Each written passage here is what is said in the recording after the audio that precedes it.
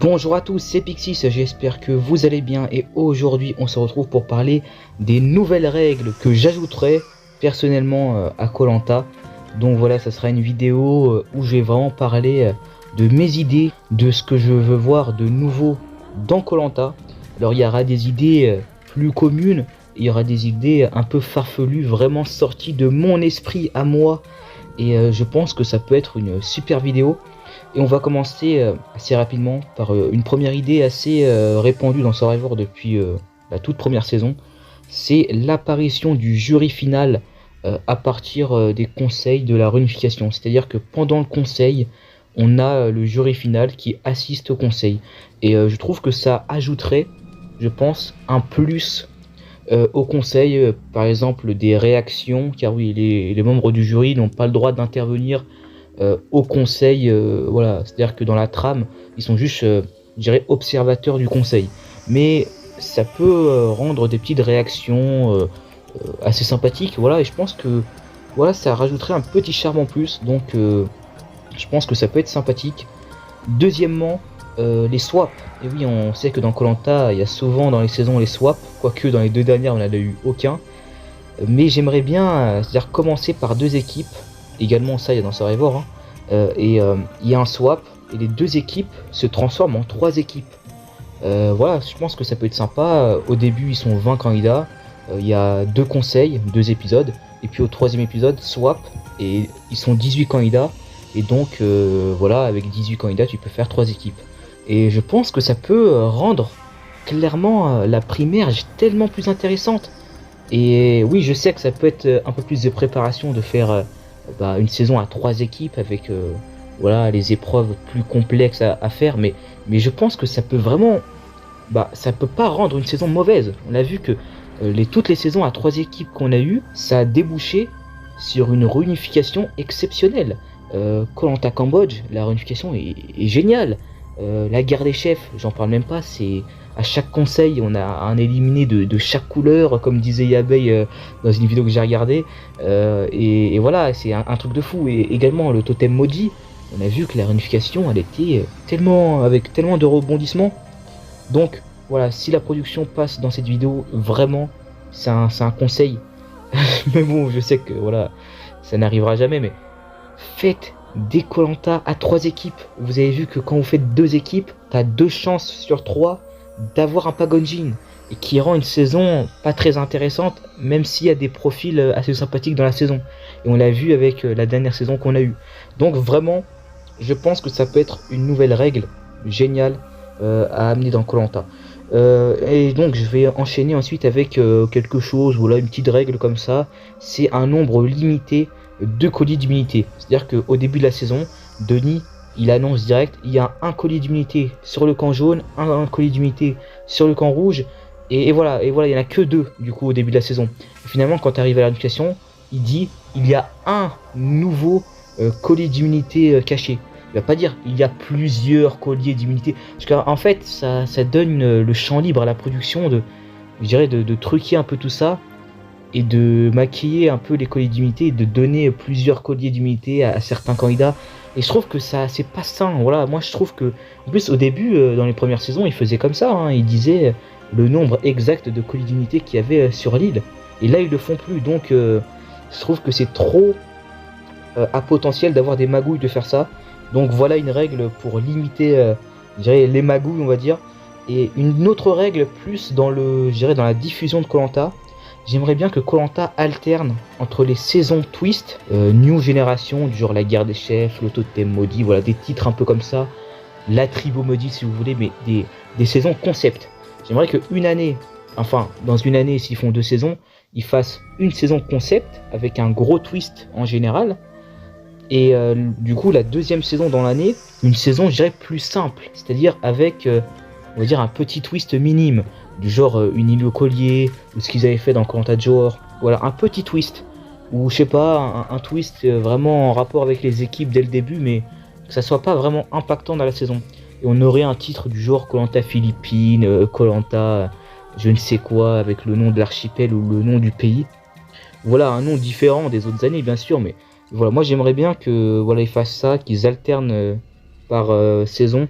avec une saison concept et une saison simple. Voilà mon idée pour niveau de la diffusion. Sinon, une idée que j'ai, une nouvelle règle qui avait existé pendant une seule saison, c'est koh Palao. Du genre, quand vous voyez que le jury final, il y a un chiffre pair, car quelqu'un dans le jury a dû rentrer en France pour une raison quelconque, bah, je dirais l'éliminer le plus ancien, c'est-à-dire le plus tôt dans le jeu, c'est-à-dire Freddy dans koh Palao, bah vous lui dites, ah là tu peux pas voter parce que voilà, ça fera un nombre pair et donc une chance d'avoir une égalité. C'est-à-dire que dans koh on a eu quand même 3 saisons où on a eu des gagnants ex aequo. Pour moi, c'est pas normal. Pour moi, quand Denis il dit à la fin il n'en restera qu'un, il doit en rester qu'un quoi. C'est logique et c'est pour moi ça rend un peu tâche quand t'as des doubles gagnants.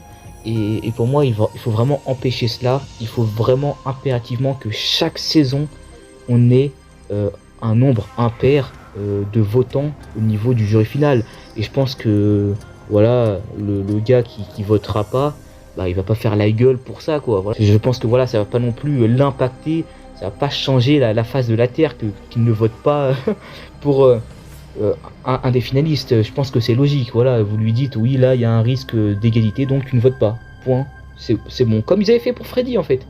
Pourquoi Freddy dans Palao il a pas pu voter pour une raison d'égalité et des autres années c'est pas le cas. Je comprends pas. C'est pas logique. Donc pour moi c'est quelque chose de logique. Je dis ça une nouvelle règle car ils avaient fait ça mais finalement ils ont arrêté de le faire donc c'est pas logique quoi. Donc voilà. Pareil pour une autre nouvelle règle qui font pas toutes les années, je comprends pas, les ambassadeurs. Pour moi les ambassadeurs doivent être désignés par l'équipe adverse toutes les années. Ça n'a aucun intérêt, aucun pour le téléspectateur et pour même les candidats que l'ambassadeur soit désigné de sa propre équipe.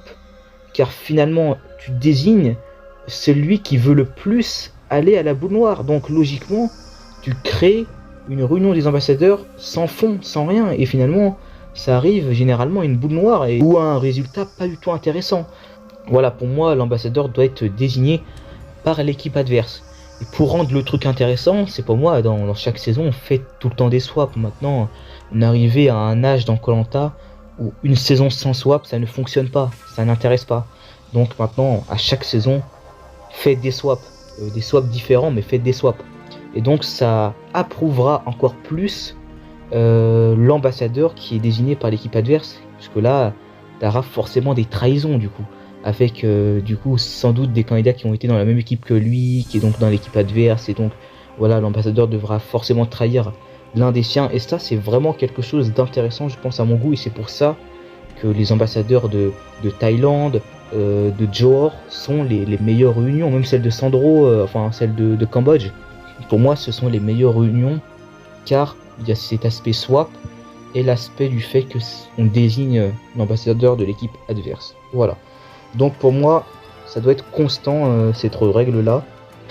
Pareil pour les boules noires, voilà, les boules noires, les tirages au sort, pour éviter voilà, d'avoir pour moi des candidats qui tirent voilà, 7-8 boules noires comme Cassandre la dernière année, ou même comment elle s'appelait déjà, Stéphanie de Quanta, le totem maudit, a créé un lore à côté de ça. Je trouve ça tellement bête, tellement nul, ça n'apporte rien du tout. Pour moi c'est même pas culte, c'est zéro, c'est nul ça.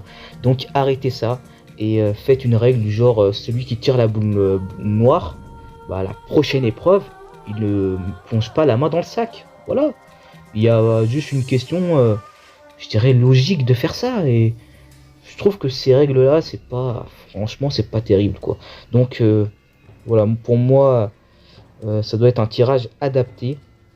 Et j'ai une nouvelle idée. Voilà, on arrive à quelque chose que j'ai noté. Une nouvelle phase pour rendre un koh, je dirais, plus surprenant. J'ajouterais personnellement les trinômes. Mais les trinômes, attention, ce ne sont pas 3 candidats qui vont être éliminés d'un coup. Non, ça sera beaucoup trop, je dirais, ça sera beaucoup trop et ça ressemblera trop au binôme à mon goût. Moi, ce que j'ajouterais, c'est, on arrive à 9 candidats. Et si vous voulez, on a même eu les binômes dans la même saison. C'est-à-dire que on a les binômes, après on a un conseil, donc un épisode d'écart, et donc on arrive ensuite à la phase des trinômes, et voilà, vous êtes 9, et dans les 9, vous avez 3 équipes de 3. Alors j'espère que vous me suivez.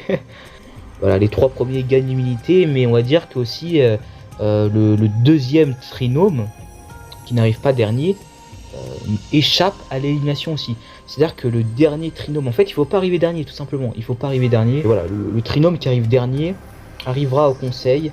Et bah, les 2 autres trinômes devront, je dirais, sauver une seule personne du trinôme. Et donc la règle est expliquée dès le commencement des trinômes. Et du coup, le trinôme qui perd va se voir nominé pour le conseil. Et bah du coup, les 2 autres trinômes qui ont remporté l'épreuve, qui n'ont pas arrivé dernier, devront voter pour la personne du trinôme qu'ils ne veulent pas voir éliminer. C'est-à-dire que ça ne sera pas un vote où on vote pour éliminer quelqu'un, mais pour sauver quelqu'un. C'est-à-dire qu'on sauve une seule personne du trinôme. Et donc les 2 autres seront éliminés par défaut du coup.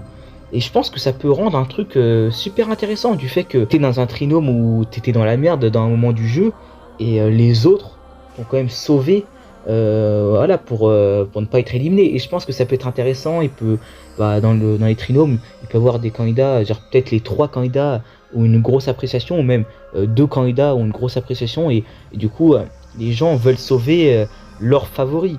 Et du coup ça pourrait donner, je dirais, une espèce de tension, de se dire putain, je suis passé à travers cette étape, quand même voilà, tel candidat ou tel candidat ont quand même voté pour moi pour que je sois sauvé. Et donc voilà, ça peut rendre je dirais une sorte de reconnaissance, et ça peut créer des nouvelles alliances, vous voyez.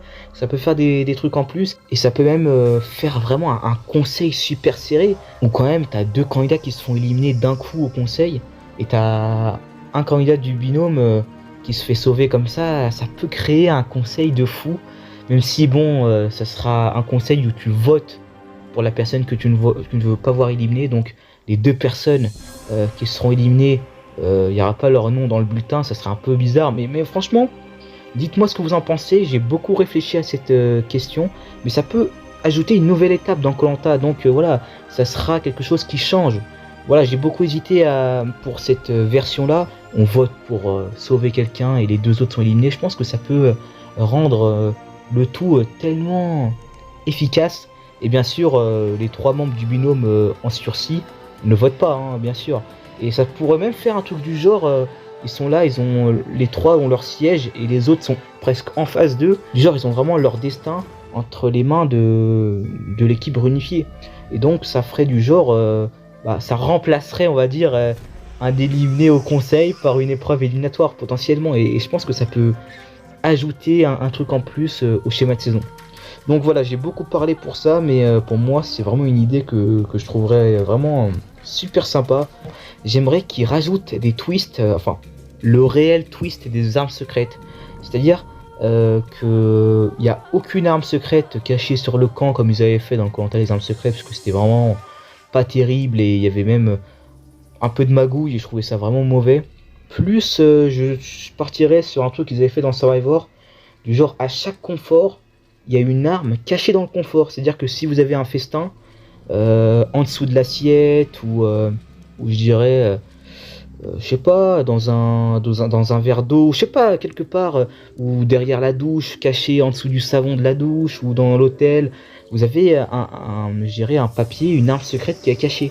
Voilà, je pense que ça peut être sympa dès le début de dire il y a des armes secrètes cachées dans les conforts, ou voilà, quand tu gagnes un confort, il faudra dénicher un peu l'arme secrète. Et ce qui est bien, c'est qu'il y a plusieurs personnes avec vous, et du coup ça peut rendre le truc un peu mission impossible, un peu en mode agent secret, faire attention pendant que tout le monde mange, lever un peu l'assiette pour voir s'il y a un avantage ou pas. Voilà, je pense que ça peut être sympa. Ils avaient fait ça dans Survivor, j'avais adoré, c'est dans la saison 35 me semble-t-il. J'avais beaucoup aimé, donc voilà, je trouverais ça un peu sympathique, mais ça pourrait donner l'usage, je dirais, d'un twist un peu secondaire, genre Koh-Lanta Micronésie, Koh-Lanta Philippines, on appelle ça comme ça. Et puis il y a un petit twist comme ça, qui à chaque confort il y a une arme cachée. Je pense que ça peut être sympa. Un petit truc aussi en individuel, j'aimerais bien que, bon, ça serait un peu traître pour celui qui gagne le confort. Genre, la personne qui gagne le confort, déjà il va au confort et aussi il désigne l'un des perdants, l'un des autres candidats encore en course pour aller dans une exil. Du coup, le mec, tu le balances dans l'exil jusqu'à la prochaine immunité. Donc, ça sera, je dirais, une sorte de trahison s'il choisit, s'il n'y a plus que des candidats où ils s'entendent bien ou ce genre de choses. Je pense que ça peut ajouter un truc en plus qui serait sympa. Ou voilà, ça peut amener de la rancœur à celui qui a été exilé. Ou voilà, ça peut en rendre un petit truc sympathique, je dirais, à la saison. J'avais mis ça dans mon KLV Heroes vs Villain. Ça peut être sympa parce que la personne pendant qu'elle est à l'exil, ça peut, les gens peuvent, je dirais, parler stratégie en attendant qu'elle revienne et tout. Même si on n'est pas à ce niveau-là, je dirais, de stratégie dans koh, je pense que ça peut être toujours sympathique comme éventualité. Je rajouterai aussi une nouvelle règle, le vote noir. Pour moi, un vote noir adapté. Et oui, voilà, on sait que le double vote, c'est un vote noir qui est bon pour moi. En vrai, c'est un vote noir. Moi, c'est pas l'image que j'ai d'un vote noir, ça, en fait. C'est sympathique, ça ajoute de la stratégie. Mais pour moi, il y a... je sais pas, je trouve pas ça ouf, en fait. Mais ça va. Allez, pour la partie réunification, je l'accepte. Mais ce qui serait sympa, ce qui serait sympathique, et ça ajouterait un petit truc en plus. C'est rien du tout en termes d'organisation. C'est juste une petite amélioration qu'on peut ajouter facilement à la pré-réunification. C'est le vote noir initial. Vous dites au début, la première personne éliminée, oui, vous êtes éliminé, tout ça. Et puis finalement... vous avez une dernière mission, le vote noir. Vous devez voter pour l'un des aventuriers encore en course. Et du coup, le bulletin sera ajouté au prochain vote. Et là, pour moi, la première version du vote noir aura vraiment son utilité à bon escient. Car tous les membres de l'équipe, normalement, sont tous au même pied d'égalité. Il n'y en a pas un qui a le totem, il n'y en a pas un qui est égalisé vu que l'équipe a perdu. Donc là, pour moi, ce serait la meilleure façon de mettre l'ancien vote noir et arriver à la réunification. Il y a Denis qui dit le vote noir devient un double vote, vous donnez le double vote à la personne de votre choix, voilà, tout simplement. Et je pense que ça peut être sympa. Et en parlant d'un double vote, j'aimerais bien que, genre dans une saison un peu adaptée, ou même dans toutes les saisons de koh, ça pourrait être sympa en vrai. Genre, premier conseil, un peu comme dans le loup-garou, voilà, vous désignez, il y a une petite élection où vous désignez un chef d'équipe. Voilà, un chef, le chef de l'équipe des rouges ou le chef d'équipe des jaunes dans leur premier conseil. Par contre, il faut que ça soit au conseil que ça soit fait. Et voilà, Denis leur donne des petites tablettes, un peu comme ils avaient fait dans koh, la tribu maudite. Et là, vous votez pour la personne qui va être chef dans l'équipe. Mais chef, c'est pas qu'un mot d'être chef, c'est des responsabilités. Donc le chef n'est pas immunisé, il est comme tout le monde. Mais par contre, il votera 2 fois. Et là, je pense que ça peut être sympa et ça peut ajouter de la stratégie. Que le chef vote 2 fois, comme dans le loup-garou, ça peut apporter des stratégies, ça peut rendre une personne dangereuse avec un avantage qui peut-être va bien utiliser ou peut-être va mal utiliser. Ça peut être sympathique, ça peut se retourner contre le chef, ça peut le rendre un peu avantageux, ça peut tellement créer des choses. Et là, ils avaient jamais fait ça, je pense que ça peut être sympa. Mais ça dépend, et je pense que ça peut être sympa. Après voilà, comme je vous l'ai dit, ça dépend peut-être de le faire toutes les saisons, ou le faire de temps en temps, ou le faire juste exceptionnellement pour une saison. Je ne sais pas, encore une fois, personnellement j'aimerais bien que ça se fasse toutes les saisons. Vraiment pour moi ça ajouterait un truc en plus à une saison, je trouve. Je ne sais pas vous. Et je vais terminer avec une idée que j'ai eue, c'est un twist, voilà. Un twist de koh, c'est koh les 3 mètres, voilà. Bon. Je sais que koh aime beaucoup ce genre de titre un peu farfelu. Donc je me suis initié à créer un titre que, de base, c'est pas trop ma tasse de thé. J'aurais préféré un koh plus simple. Koh Indonésie, koh Micronésie, pour moi, ça c'est parfait. Mais bon, restons dans l'idée de créer un twist avec un titre, tout ça. Koh les 3 mètres. Donc, pour moi, le twist, c'est du genre épreuve initiale dès le début de l'aventure. voilà, les 3 premiers sont les 3 capitaines d'équipe, tout simplement. Un peu comme la guerre des chefs, mais ils ont aucun avantage. Ils sont juste chefs d'équipe de leur, voilà, de leur tribu. Et ça, je dirais, initie un peu le fait que dans le titre ils sont 3, les 3 maîtres, genre 3 équipes différentes, les rouges, les jaunes et les bleus. Ça peut être sympathique et genre un peu une saison, je dirais, parallèle à la guerre des chefs au début, c'est-à-dire que les 3 équipes restent du début jusqu'à la fin de la pré-réunification, tout simplement.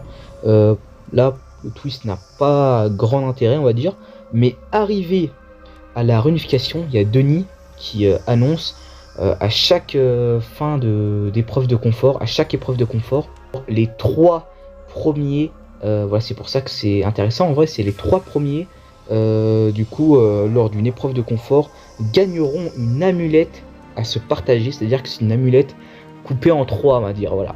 Du coup, l'amulette peut être utilisée, mais seulement si les 2 autres, du coup, qui ont gagné l'épreuve avec toi, sont d'accord. Et donc, ça peut créer des stratégies du genre, je suis avec des alliés, les 3 qui ont gagné le confort sont alliés, donc ça ne dérange pas que la personne utilise l'amulette pour s'immuniser au conseil.